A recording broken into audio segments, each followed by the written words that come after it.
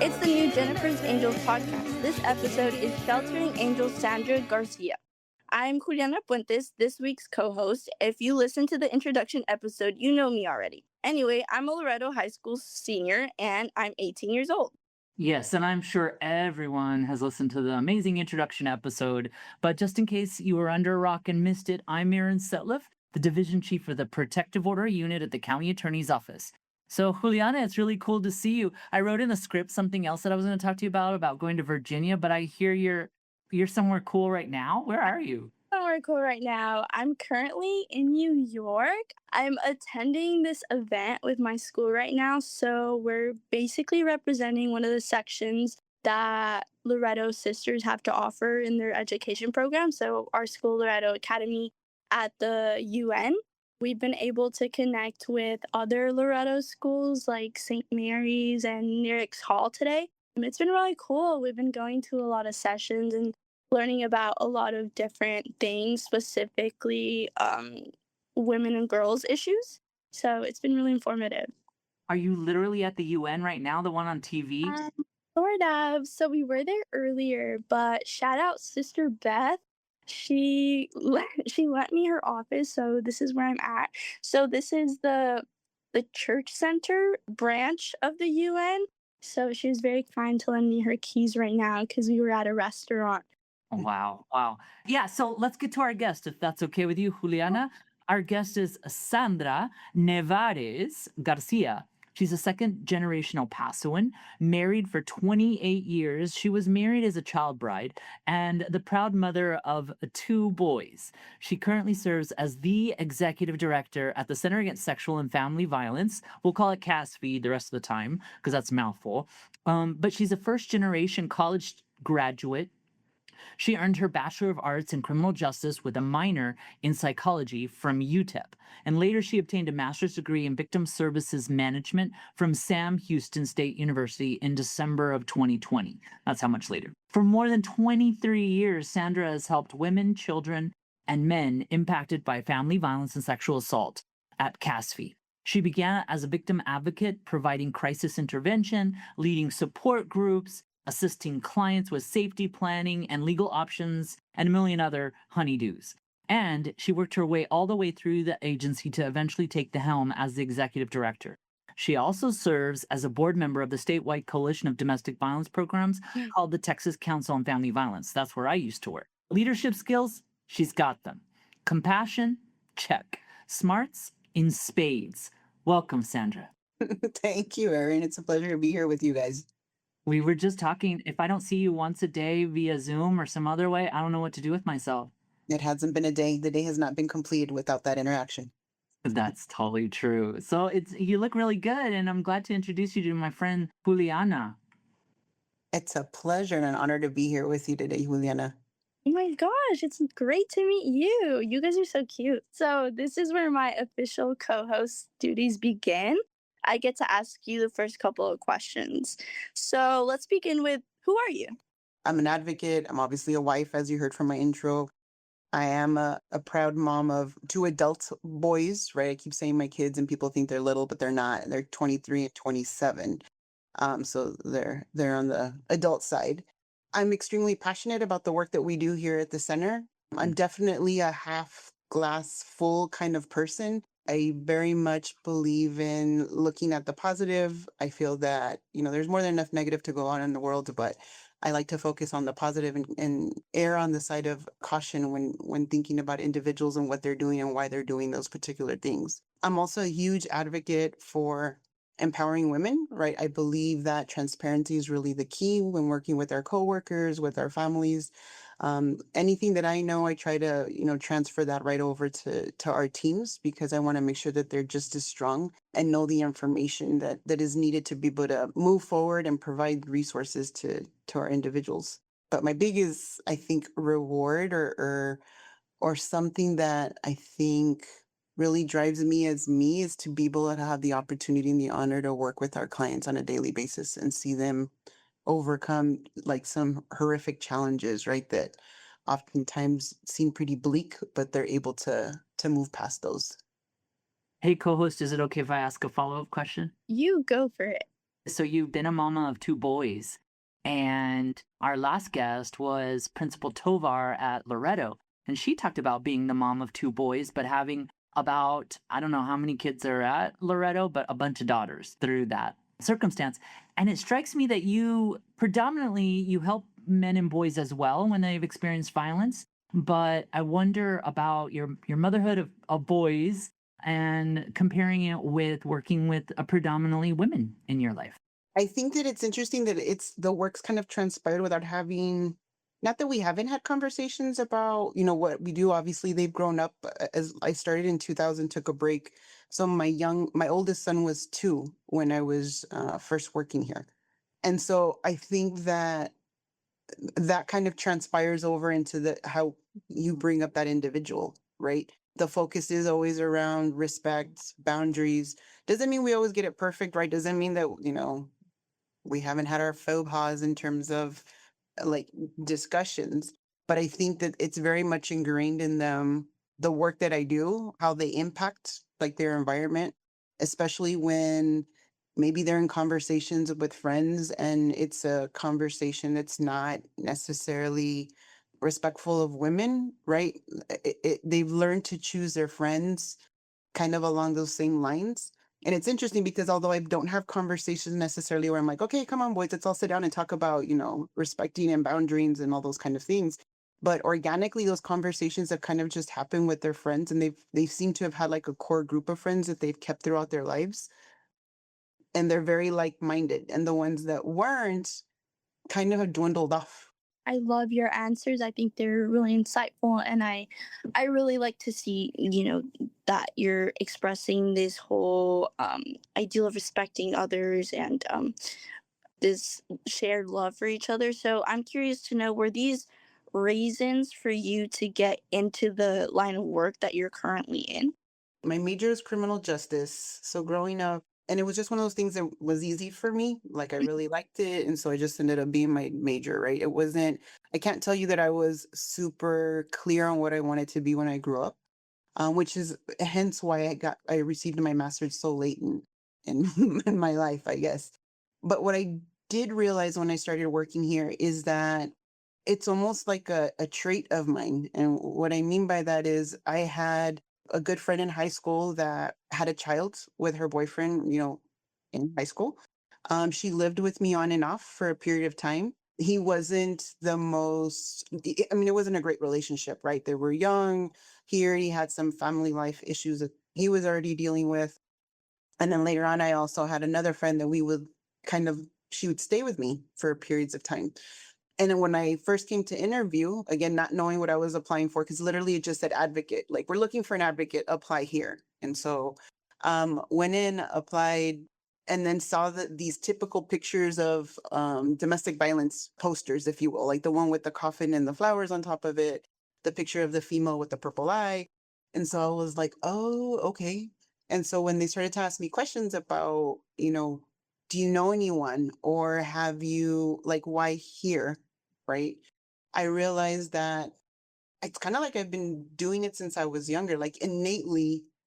Well, I could never always measure it. And sometimes I didn't get it right by any means. Right. But like I instinctually want to help individuals. Later on in life, I figured out I had family members that were dealing with domestic violence and I didn't realize it because of the age gap. Hmm. But that's how it kind of evolved for me, at least. It's really interesting to put that into perspective for you. Thank you. So now our second official question is, how have you helped boys and girls develop a healthy self-image? So I think a lot of it in my work predominantly, right? Because we affect so many individuals. So I think creating safe spaces for them to be able to express themselves, a place that there's not judgment. And so that's really huge for us. Like whatever decision you've made does not define you, right? We want to make sure that, we make mistakes, we learn from our mistakes. The issue is when you're not learning from them. And so that ends up being a lot of the conversation because a lot of times obviously they're coming because there's domestic violence in their household. So figuring out what those boundaries look like, how do you set them? How do you realign oftentimes? Because again, we're not always making the best decisions. You make the decisions that you can in that moment, but explaining how that doesn't define you and we can always realign and make better choices and different choices. The more you know, the different you will respond and react. So, on that note, and thinking about, how we think of others and how they look into our own relationship, because often abuse isn't just a physical aspect, right? There's emotional aspects, there's mental aspects to that. So, how do you think that someone in a relationship, at a younger age, could be able to realize that maybe they are in an abusive relationship? I think definitely learning more about like we call them like red flags, Mm. right? The idea of, and it's really hard because I do, I mean, hats off to individuals who are growing up in the day and age where everything is on social media, right? Everything, it's like there's these great, wonderful technologies that have now evolved. But like everything can be used for evil, right? In terms of tracking you and just what are you doing on social media, and then we post everything, right? And so I think that um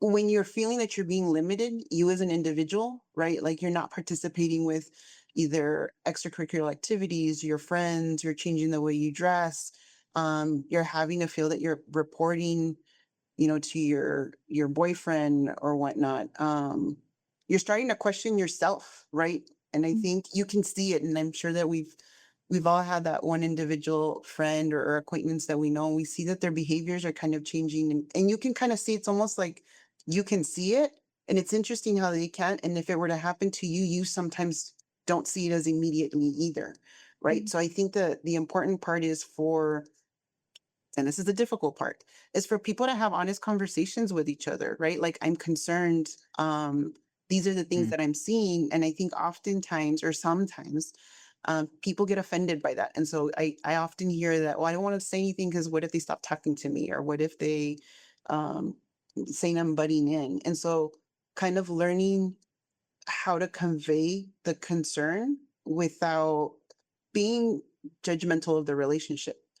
And so sometimes people think, well, that's really hard, right? Because I feel like if I'm not critical of the individual and the relationship, then I'm supporting them. And I'm like, no, no, no. There's two separate things, right? I Mhm. could still voice my concern to my friend or family member and be supportive of them. That doesn't mean that and I'm not going to be rude to the other individual, because the idea is that I'm being supportive of that, of my friend or family member, right? Um, so yeah, definitely. I think that, I mean, again, just it's difficult, I think, because of just all the neat little ways of, or I use them to, when you're young, when you're a parent, you use it to make sure your children are safe. People share their locations like if Mm. nothing, right? Mhm. And to us, I guess for me that never grew up with that, I was like, man, I don't know if I necessarily like all that.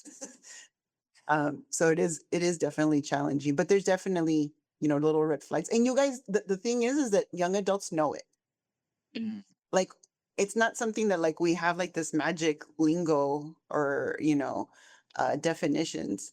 Like you know it. It's just that sometimes we normalize it because of what we're experiencing at home, what we've seen on TV, oftentimes what we hear in music, right? That, oh, it's okay to talk like that because it's not a big deal. I mean, they play it on the radio, and so it's not anything.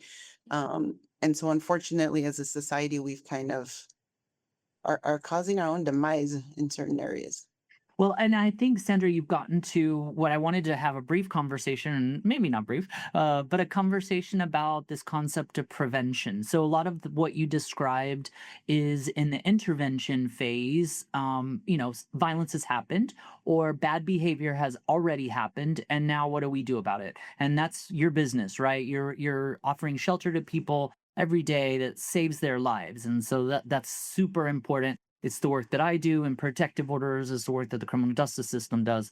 But there's this other conversation that I think even this podcast is trying to get at is let's unpeel or unpack the societal norms that even make violence a possibility in the first place, and the things that you were describing about music and sort of just the stew that we're in make violence more possible. And can you talk a little bit about that? Absolutely. So we do have uh, prevention. So we had a primary prevention program that's rolled into prevention.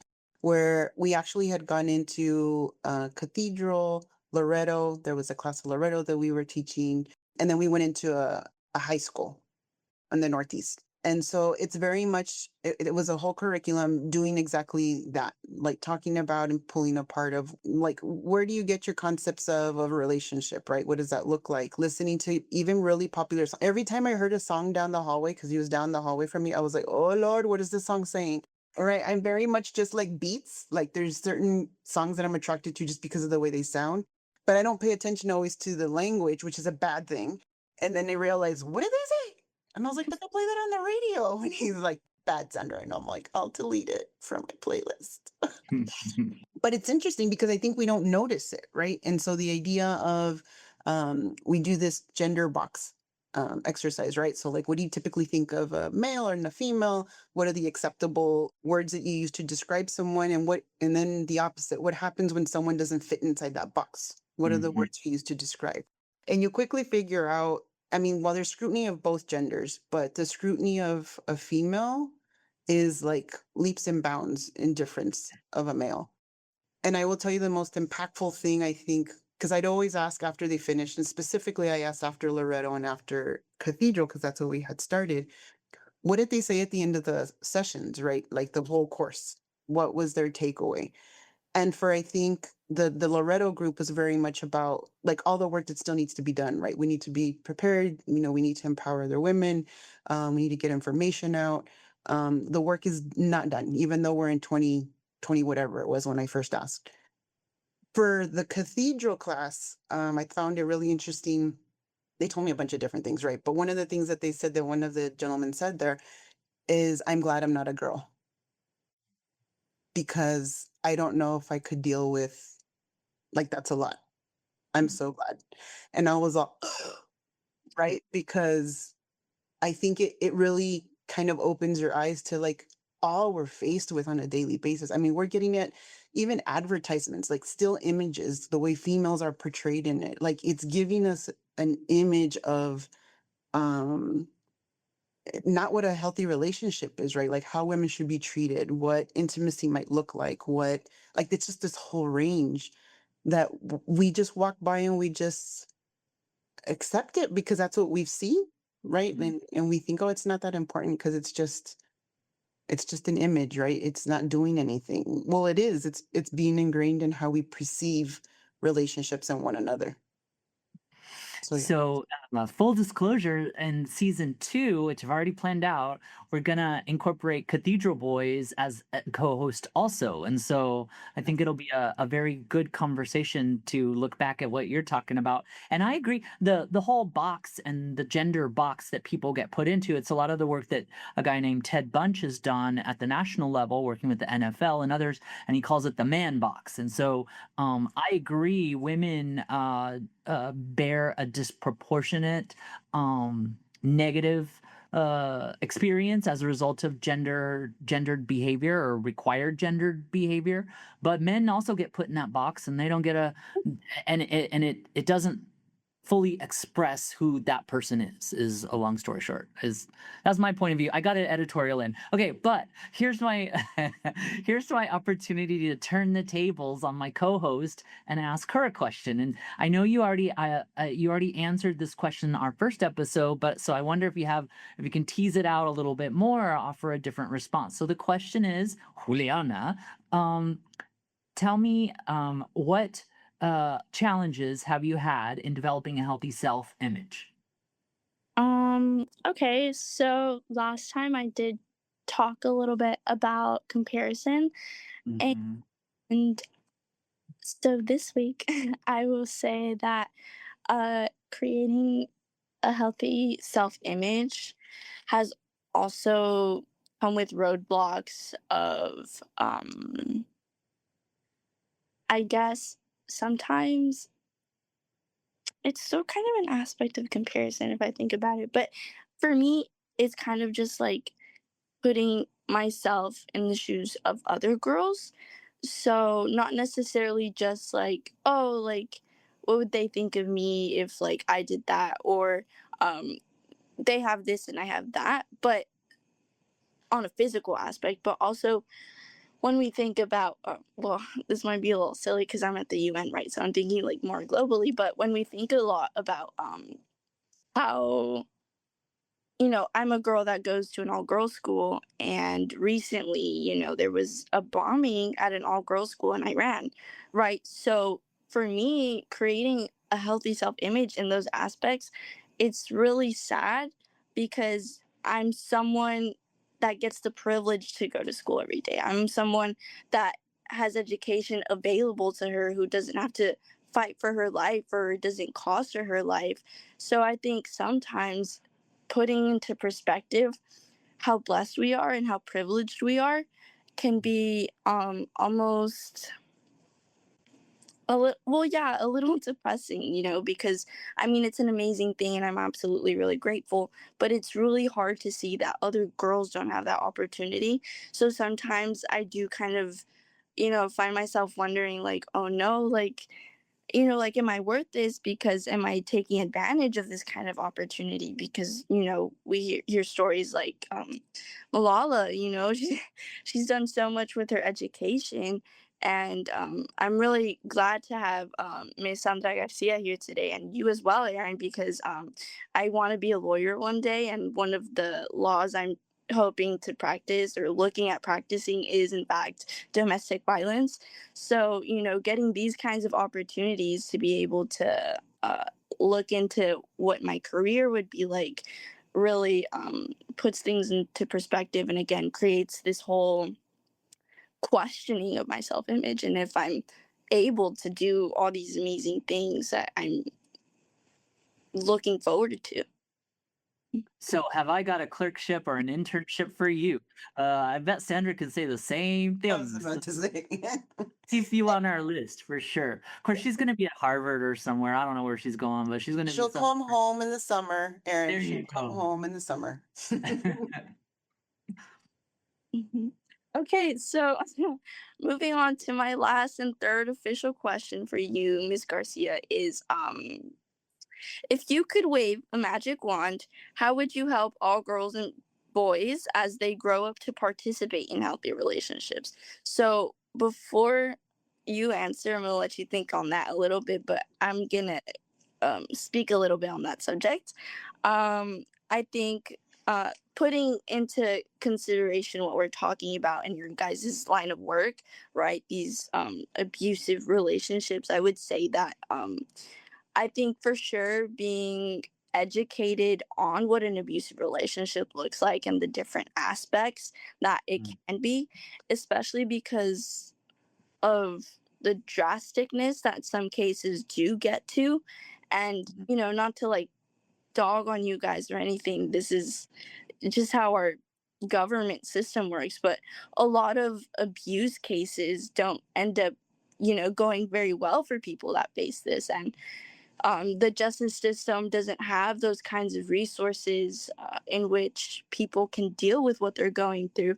So I think it's really important that we do begin to see these kinds of signs and that we do understand what's going on before it gets to a level in which where we really can't go back from, because then we have people living with what experience that ever was, whether they were abused or they were abusing. Because again, I mean, we talked about this a little bit too. A lot of this abuse, from perpetrators does come from a place from their childhood. And whether, they faced it or they saw it, because I do agree. I think a lot of these aspects are kind of normalized. I think that people kind of shy away from these things. So it's really important to be able to visualize and understand what we're going through or even what other people are going through. Absolutely. And so I think, I mean, very much if we had a little magic wand, the idea of kind of erasing harmful stereotypes, being able to provide, opportunity and space for open conversations, where you feel safe and supported, to be able to ask your questions, because I think sometimes we don't feel like we have those things. The conversation to start early in life, right? We often think, I mean, I think when we're real dismissive of young relationships, and we shouldn't be, but relationships are everything. We have them since we're little, right? With our parents, with siblings, with friends. And so understanding like what that looks like, because that transpires to all other relationships in our life. It's not just romantic relationships. And I think that the idea of being able to provide everyone the ability, or not only to express themselves, but be able to establish their boundaries and primarily be able to resolve conflicts. And what does that look like? Because we're not saying that, again, I've been married for 28 years. Um, and it doesn't mean that my husband and I agree on everything. We don't, right? I can be very passionate about a point, and so can he. And we can sometimes agree to disagree. But there's I call it like a level of arguing, right? Where I don't disrespect, right? I don't raise my voice. As partners for 28 years, we definitely know how to push each other's buttons if we wanted to, but never have we done that to one another. Like, the person's quirks. And so being able to provide that conflict resolution ability for individuals, and understand that, sometimes you're not gonna agree, and that's okay. It's not about forcing my views or opinions on someone else. It's listening and taking it in, and being, well, I don't agree with that, and that's okay. Would be wonderful if I had a little magic wand. Well, for both of y'all, I don't think that's any little magic wand. It's doable. We can all solve this problem. We can solve it, but it's a big magic wand. I would say for sure. And last week when I talked to Anne, when she was a co-host, Anne Franco, she turned it on me again and was like, "What's my magic wand?" And I told her last week I'm not going to offer one every week because I'll run out of one. But I do want to say that, just in thinking about the things that Juliana was saying about the girls' school that was bombed just recently, and the hard, that hard information and hard to digest.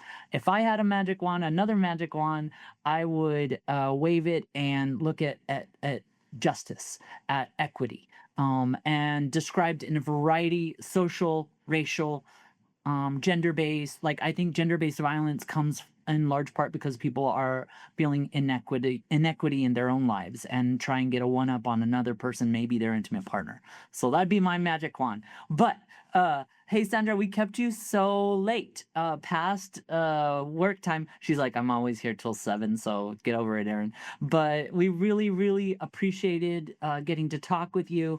I learn from you every day. I learned from you today. I've appreciated getting to talk to you during your break from the 1 million activities and responsibilities that you take on at the Center Against Sexual and Family Violence. And I have to say, for God and everybody, few people in our community save more lives than CASFV, and by extension, you do a lot of that saving. So our whole community thanks you. Thank you. No, thank you. It was an honor to be here with you all. And really, Juliana, any support that you need to make your dream come true, feel Thank free you. to reach out. That means a lot. Thank you. I really appreciate just having this opportunity to speak to you today. This was already very impactful, and I learned a lot today. So I thank you for that as well. Thank you.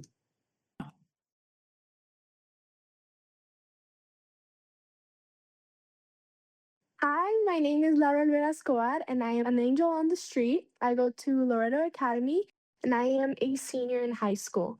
So I will be telling you about my life in Juarez and like how it is crossing the border daily.